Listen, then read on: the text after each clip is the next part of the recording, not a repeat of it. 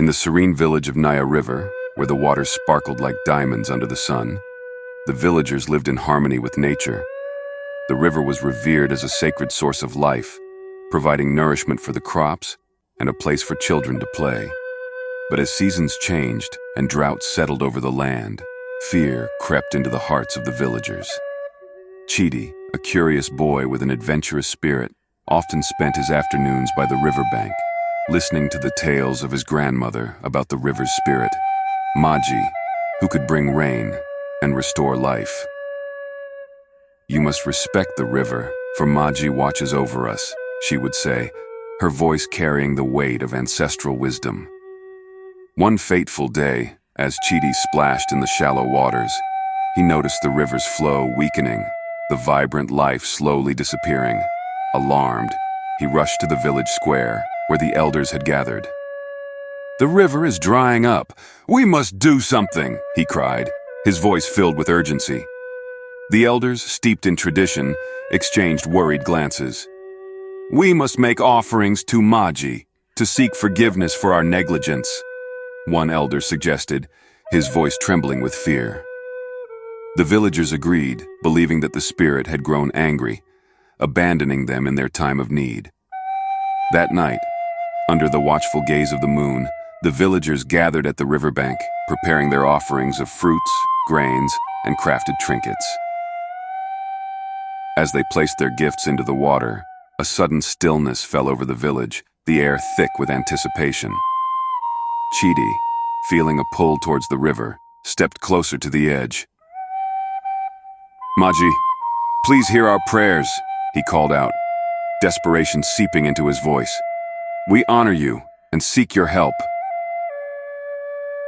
In that moment, the waters began to swirl and the wind picked up, rustling through the trees like a whisper.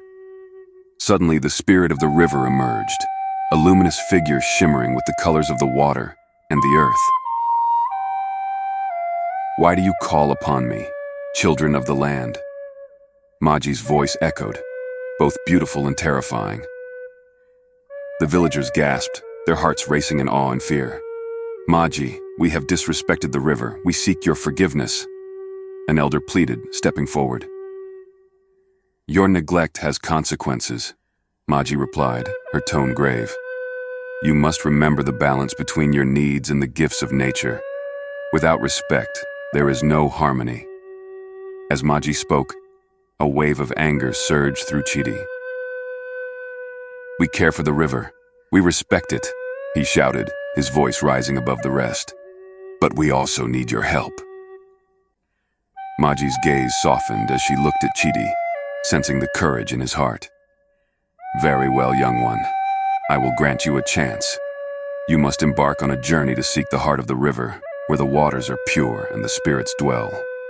Only then can you restore balance to your village."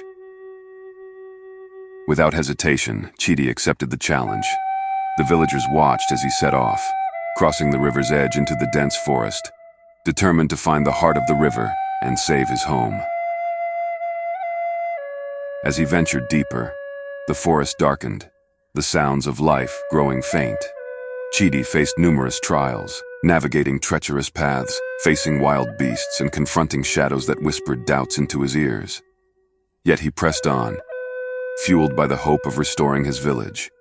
After what felt like an eternity, Chidi stumbled upon a hidden glade where the waters sparkled like jewels. In the center lay a sacred stone, the heart of the river, pulsing with a soft light.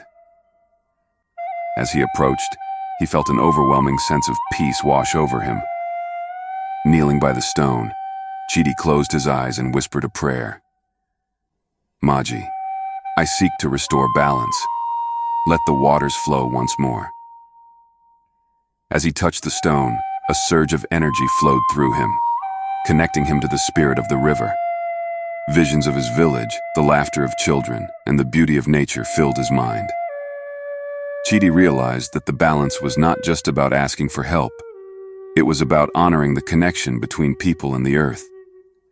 With newfound strength, he returned to the village, where the elders awaited with anxious hearts.